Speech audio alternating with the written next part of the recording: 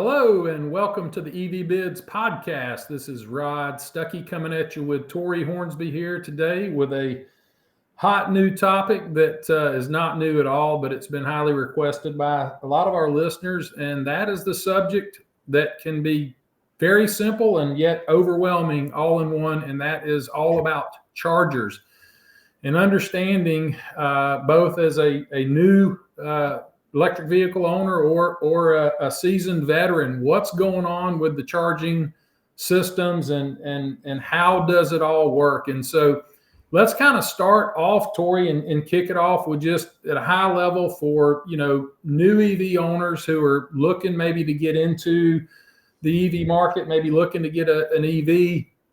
What is, at a high level, I know this is a loaded question, at a high level, how much does it cost to hire an electrician and buy a charger or not buy a charger and get your home set up for home charging with your new electric vehicle or your pre-owned new electric vehicle that you've just purchased? That is a loaded question. I can give a range very high level that we can get into the details of what those different costs are as we continue on the podcast. But the high level answer to that question is it depends. And the range is anywhere from, $400 or $500 up to, $1,500, $2,000, or even more, depending upon what you want to do. And we can break some of that down a little bit as we continue on here. Yeah, so we will. We're going to dive in and explain that. But before we do that, Tori, can you explain? I know right out of the gate we hear level 1 charger, level 2 charger, level 3 charger. Can you take us through the different levels or types of chargers? Sure. Yeah, there is a lot of confusion on this, and I think that we can clear this part up pretty easy. At a high level, a level 1 charger is a home charger that is 110 volts, and it plugs into your typical 3-prong home electrical outlet. Very handy. Every home has 110 volt. You're loaded with those 3-prong outlets everywhere. You've got them in the garage, and you can plug your mobile charger into that 3-prong plug, that level 110 volt. And very handy, but not fast. Those typically charge at 3 to 4, maybe 5 miles per hour max. But typically you're looking at about 3 miles per hour of charge. So if you plug it in overnight and let it charge for 10 hours, you're going to add somewhere around 30 miles to your range. And that's not a lot. And the level 2 charger is a 240 volt charger, and every house again comes with 240 volts. This is what you see your range, like your stove. If you have an electric stove that's plugged into, you've got your dryer outlets and your water heater. So you got a lot of 240 volt running through the house. Every house has 240, and it is a lot better. And typically this is what most people utilize as a level 2 charger, because it charges so much faster. It charges at up to 44 miles of range per hour. So that same 10-hour period of charging that was at 30 miles is now at up to 440 miles. And that's quite interesting for our new EV owners, the fact that we're talking, miles per hour. I know. Just like, yes, that is yes, it is the same metric as a speedometer, miles per hour. Just like distance in range. Yes. Yeah. Yep. Pretty wild. And for that level 2, there's 2 types that you see. And one of them is the mobile charger. And just like that level 1 mobile charger that comes with most EVs, a lot of EVs have a mobile charger that comes with it that is level 1. Some of them are level 1 or level 2, and they come with an adapter for the plug. So instead of the 3-prong 110 volt plug, it'll come with an adapter to make it 240 volt eligible. And the little pack that's in line for that mobile charger is set up to do either 110 or 240. Now, those typically don't charge as fast as a wall-mounted charger, which we'll talk about in a second, but they do plug into those mobile chargers that convert to a 240.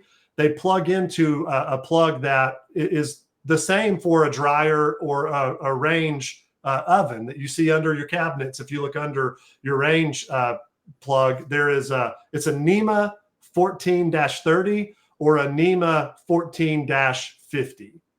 And then you have type 2 of your level 2 charger. Your other option is actually a wall mounted or a pole mounted charger that's designated, that's always there, always plugged in. It's ran straight to the panel. And typically these are favored for me because they're neater. You wrap the cord around it, it hangs on the wall. They're typically Wi-Fi enabled, and you can get all the statistics. And those are great. You pull in the garage or up to the garage, and you unwrap it and plug it in. It's that simple. So those are the two different types of level 2 chargers. Yeah, and it's interesting you mentioned, I know, at our EV Bids office in Peachtree City, we purchased the wall-mounted Teslas. We bought them off Amazon. They're really slick. We had an electrician wire them up, and they work great. I also have a good friend who's a home builder, builds a lot of houses around Peachtree City, and he has a lot of homeowners asking for an EV charger. And when they ask for that, they get a dryer, basically that NEMA 1430 receptacle put in their garage. And so, if you ask your builder for an EV charger, you're probably not going to get, a wall mounted one unless you clarify that that's what you want. So, yeah. And from a, we had talked about this before, Rod, in terms of like, how much amperage do you need? What do you tell your electrician? And the first thing I would say is you don't need to tell him what amperage. You need to give him what you're plugging in, and then he'll be sure that there's enough amperage for it. But that's another thing that depends. So that NEMA plug, I said a NEMA 14-30 or a NEMA 14-50, the two numbers there are for the amperage of that plug will handle. So a NEMA 1430 is a 30 amp, a NEMA 1450 is a 50 amp. But some of those chargers that you'll get, they run off of a 30 amp. Some of them need a 50 amp circuit. And typically, the more amperage that it's going to draw, the faster it can charge. So that's something that you might want to look into as you're looking at chargers. But hey, I know you and me, Rod, we're more of the get the name brand stuff, especially for something as important as this.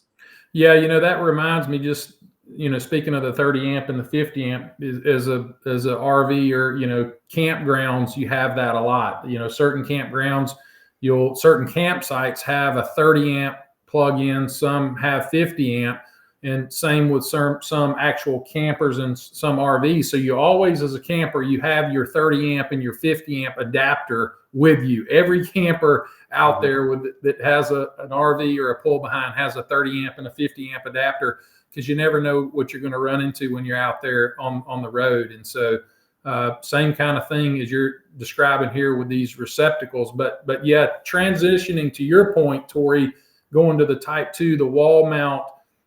We are OEM guys as dealership guys, our whole careers.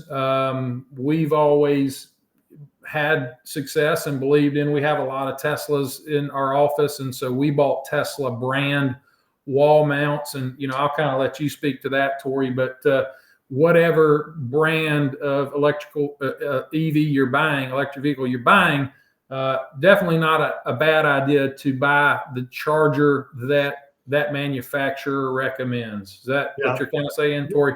Absolutely. And they know their battery better than anybody else. So they're going to have built-in provisions to work with the car. So like I know our Tesla chargers, and by the way, the Tesla wall mount charger, you can get it on Amazon or even BestBuy.com. I think Best Buy stocks them for $450. Yeah. So that's the chargers, not the electrician cost, which we'll jump into in just a second. But for $450, man, you can't go wrong. It's Wi-Fi enabled. It connects to the car, not only from just the connection with the plug, but also via its Wi-Fi. They connect and share metrics, and just the way they communicate with each other, they're made for each other. I would definitely, if you have a Tesla, get a Tesla charger. If you've got another brand OEM, get their charger as well. So with that in mind, let me ask you, Tori, I want a level 2 charger, but I live in a condo or an apartment, or I just have outdoor parking at my house. Can level 2 chargers be mounted outdoors? They can. Of course, for an apartment, you got to run that past those people. But like, let's just say you have a condo where you can't minus the park it in your HOA. garage. Minus the HOA. Right, exactly. You can't park it in the garage. These can be mounted outside. So just be sure that the one that you're buying says that it's good for outdoors.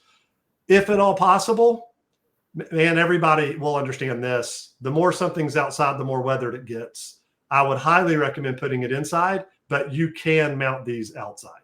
Yeah. That's actually kind of a total side note, but one of the neat things that we've enjoyed being in the pre-owned EV business with EV bids and buying and selling lots of EVs is we noticed that so many pre-owned EVs are in great shape because they're all garage kept, and they're all garage kept because they have home charging in their garage. And so it's not super common that you find an EV that's been parked outside and weathered. So totally off topic there, Tori, but let's dive into the typical cost of installing a home charger. Everybody wants to know. You've just covered. We've got the two types. So if we go with the kind of the cheaper route, the dryer plug, let's say, like the builder I was saying, you tell your builder, build a new house, I want an EV charger. He gives you essentially a dryer plug-in, 30 amp. What's that going to cost, give or take? So I actually I go to church with an electrician, and I was just talking with him.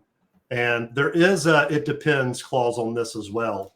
But this is definitely the cheaper route to do the plug-in. And a lot of the vehicles, again, your car might already have a mobile charger that has the adapter and works with 240. And so therefore you don't have to buy a charger. And that makes it even cheaper. But those receptacles can be bought for 20, 30 bucks, maybe 50. And to install them is very simple. The electrician costs are really the depending part, because if you have a space for it in the panel, so you're not out of spaces in the panel, and you don't mind running the black rubber wire just along the wall, and it looks neat and tight. This is what we did in our office, and we just used those little wall mount things, and the electrician did a good job of running it up the wall and then over to the panel, and it looks great. But the wire is exposed. That's where you're going to get, the cheaper electrical costs there as well, because it's less labor and less cost. And so that could be your $400 or $500 range type of install. And then you go over to your you want to run it, 200 feet from where the panel is. Now that's going to get expensive, just because there is extra labor, but also copper is so expensive right now. And it's going to cost you a lot more for the additional run.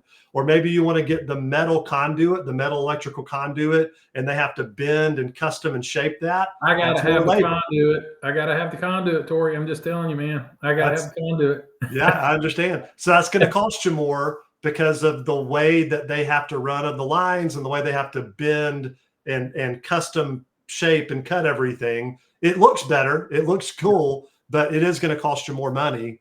And then if this could go all the way down to your panel doesn't have a spot in it, you're tapped out, you have a 100 amp service, you're completely using everything, and now you've got to run a new sub panel, or you got to get a different line installed. So it can get very, very, very costly. And that's why at the beginning we said the average is going to be $400, $500, maybe $1,500, but it could go way up from there depending upon your old house, your preferences, and how you want it to be ran. Yep. Yeah, that's a great explanation. And so, we've covered level 1, we've covered level 2. There's we hear about level 3, and we hear about supercharging. Back in November of 2022, it was announced that Tesla was going to open their supercharging network to the other manufacturers. It's called the North American Charging Standard. This was a big, huge announcement in which essentially, because of Tesla's supercharging network being the most reliable and the most robust, at least it's my understanding, Elon said, hey, we're going to be a team player. We got to all get on the same page. If every single manufacturer has a different plug, a different type, there's never going to be a network for everyone. So let's all come together and create a plug that we all use the same plug. Is the supercharging network, Tori, is that the same as level 3? When we hear level 3, are we talking supercharger? Are we talking that's where we're charging when we're out on road trips or we're at the grocery store or at the restaurant? Yep. So we'll cover that, and then let's jump into the plugs, because that's kind of its own little segment, I feel, question. Okay. But so the answer to your question is yes, level 3. There really isn't a level 3 that has been named level 3 by like Tesla. My understanding and my research shows that just essentially somewhere along the line, an assumption was made by people that if there was level 1 and level 2 is faster, what's above level 2? Level 3, it's faster. Yeah. So level 3. And there's nothing wrong with calling it level 3. Heck, I'll still call it level 3 sometimes because it's so well known. Heck, kind of trade slangish. I was going to say trade slangish, but also one of the things, Rod, you and I laugh at a lot is if you use a word enough, it just gets added to the dictionary. Like irregardless wasn't a word forever. It just got used so much. Finally, Webster was just like, okay, fine, we'll add it. But it means the same as regardless, but add an extra syllable if you want. Right. Typically, it means typically means the opposite of. So not regard anyway. So moving on to the level 3.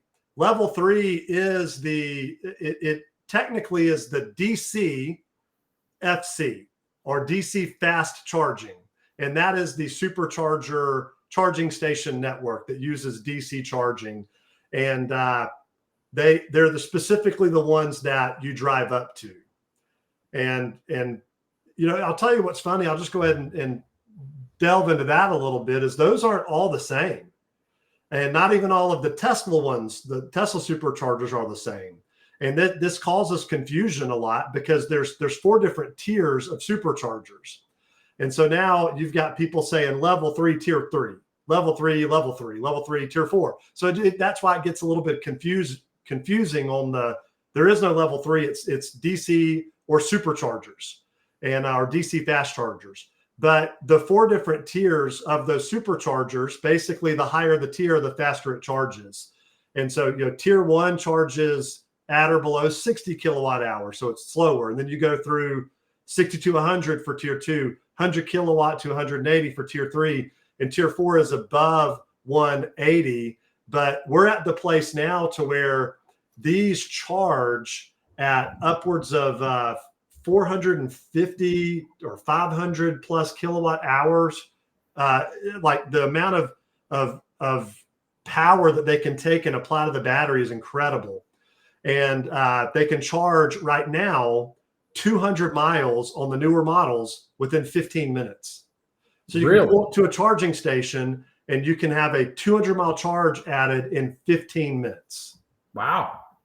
I didn't even know it had gotten that fast. Obviously, that's the big, negative at this point with, electric vehicles is, range anxiety and charge times and all that. If these charging times keep coming down and get to where they're close to your average pit stop at a gas station for fuel and potty and refreshments, things could get real interesting at that point. So, the supercharging network essentially, and to your point, there's a lot of different charging networks out there. There's Electrify America. There is several other players that all came into the space trying to create essentially the standard. But as we mentioned back in November, all of the manufacturers kind of came together and said, "Hey, it makes sense that we create a one plug, so we're not all running around with 50 different adapters, and that we can have a charging standard, kind of a rising tide raises all ships situation here." That was great news to me, Tori. My understanding is Elon recently laid off this team. Do you know anything about this? Did he? Yeah, their supercharging team. It was nearly 500 people that they laid off. And I think that this was always Elon's plan. I believe it. I think, you know how Elon is, it had grown stale and he wanted to save some payroll. So he cut the whole department, almost 500 people. Even, I can't remember the guy's name, Max. Anyway, it doesn't matter. The VP of the charging place, this guy's a stud. He's been with Tesla like from the beginning, and even laid him off. But then a couple of weeks later said, you know what? We do actually need a supercharging team. And so there's been no word on how many he's hired back of the almost 500 that were laid off. But he has hired back, Tesla has hired back many of the supercharging teams. So we don't need to be concerned that that's going to just dilapidate from this point forward.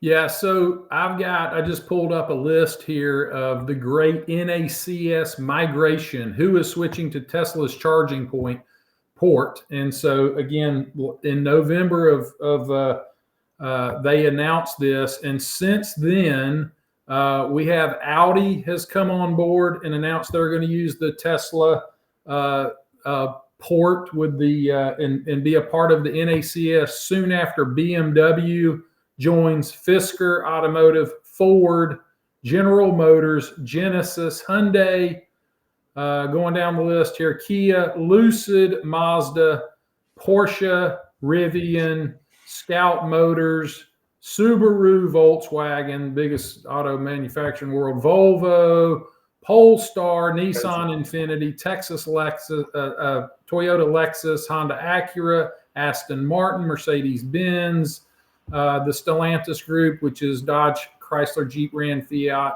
Alfa Romeo, and Maserati. So pretty much everybody. So yeah, I mean, essentially, it's interesting because I was following this when it was all going down, and there was some stubbornness going on, and it seems that they have all come to a logical conclusion for all of the consumers. Now, one kind of Elon, he's a smart guy, obviously, and so one interesting side note that I did remember reading was that he's not charging a licensing fee or anything to all of these other manufacturers. There's going to be no licensing or anything to these guys. Wow, Elon's such a nice guy. Rising tide raises all boats. Well, I do believe there is going to be an additional charging fee if you're not a Tesla owner.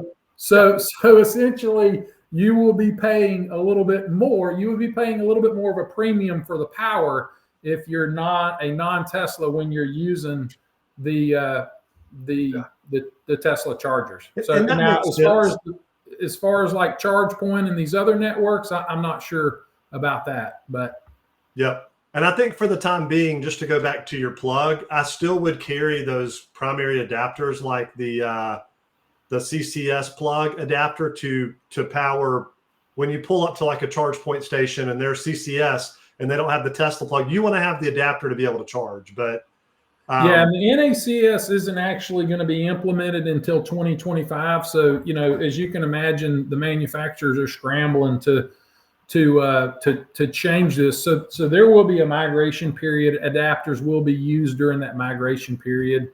Yeah. So this is not going to be a flip the switch overnight, but it will be something that's forthcoming,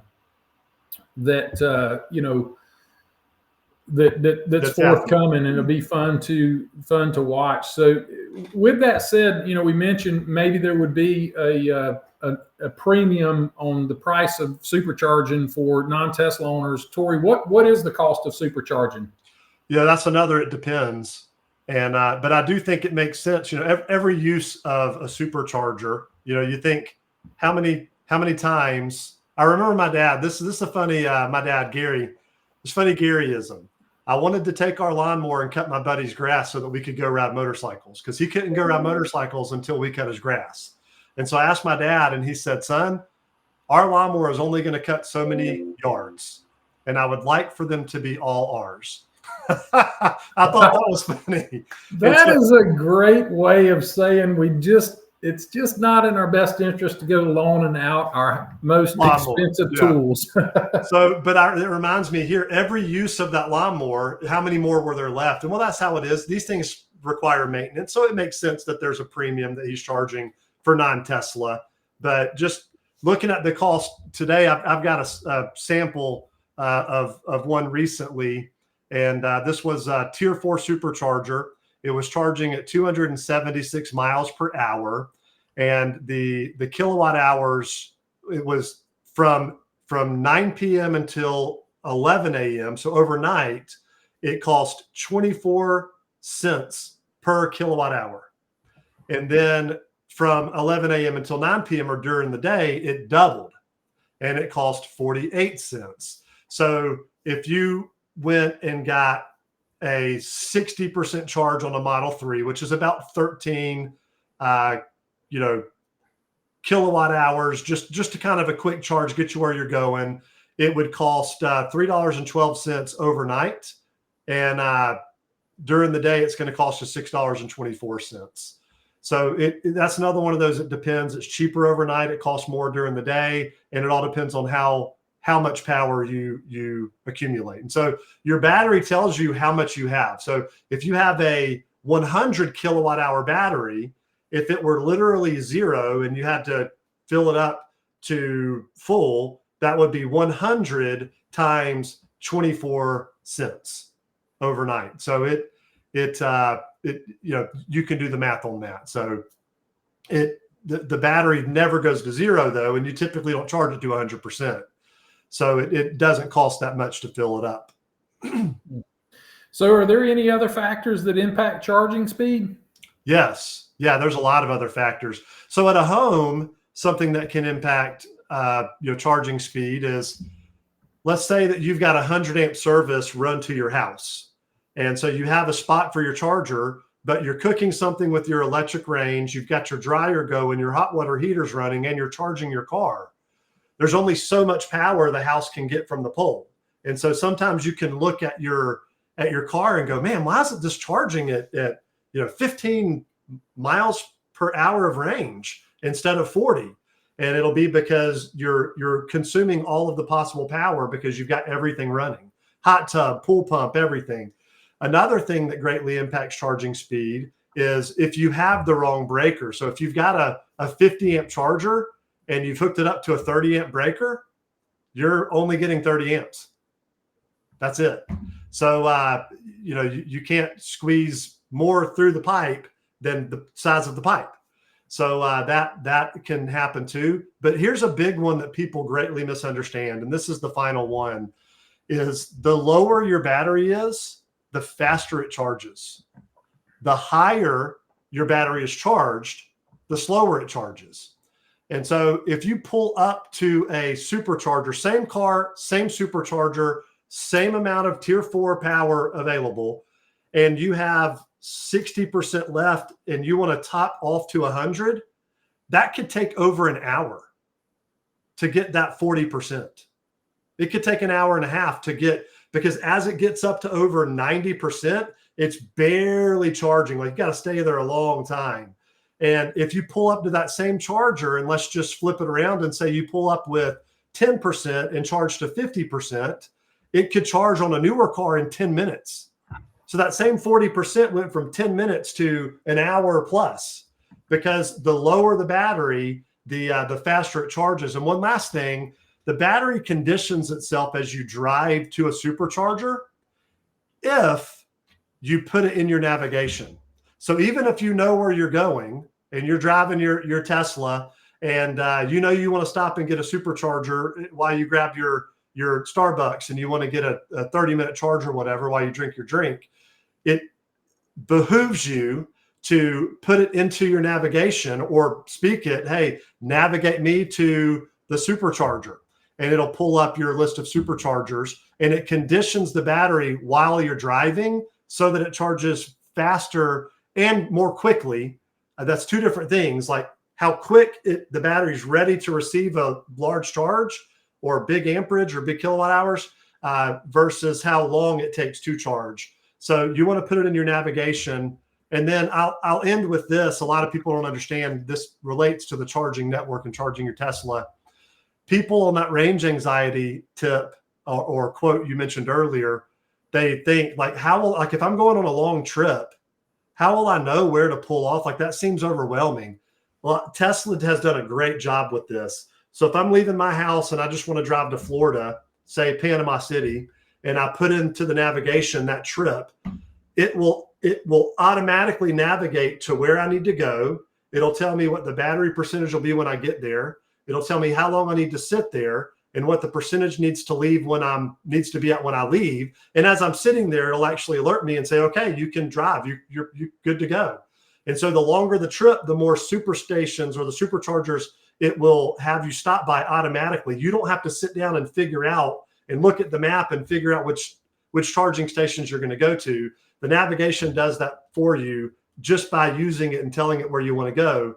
It will alert you and tell you, it'll navigate you to the super charger and then navigate you onto your destination. So pretty cool little tip there. Yeah. And that's one of the exciting things about this NACS is just, the more chargers there are out there and the more that technology continues to, you mentioned being able to charge as quick as, 200 miles in 20 minutes. Like once we, was that one tip, it's actually 15 minutes, but this is another factor. And this is very important. So I had a customer with a Model S. It was a 2016 Model S. And he said, man, I thought that these Tier 4 superchargers could charge at like 200 miles in 15 or 20 minutes. And he had a 2015 Model S. Well, the battery and the technology in the car can't accept that speed. So that's very important. The newer the car, the faster it charges. So if you have a 2014 Model S 60, it might take you 40 minutes to charge it to where the same amount of charge in a newer Model S would have taken 10 minutes. So the older the car, typically the slower the charge. Yeah, that makes sense. Totally makes sense. Sorry for interrupting there. You triggered that thought, and that's very important. Yep, that makes total sense. So, well, very good, excellent session, and a lot of layers with this whole charging thing. So, with that, any parting comments here on this whole charger thing, Tori? Nope, no comments for me. Just have fun and stay charged. That's what one of our team members says, Todd. So you've talked with him. Yep. He'd end his emails with "stay charged," and I've kind of picked it up. I like it. Stay charged. Yep. All right, great. Well, for Tori Hornsby, this is Rod Stuckey. Please check out our website at evbids.com. We are the tax credit specialist. If you're looking to save $4,000 at the point of sale, whether you're buying or whether you're selling, we can help you set up an auction to sell your car. We can also handle private party closings and process tax credits for private parties. So check us out at evbids.com. And thanks for listening. We'll see you on the next episode.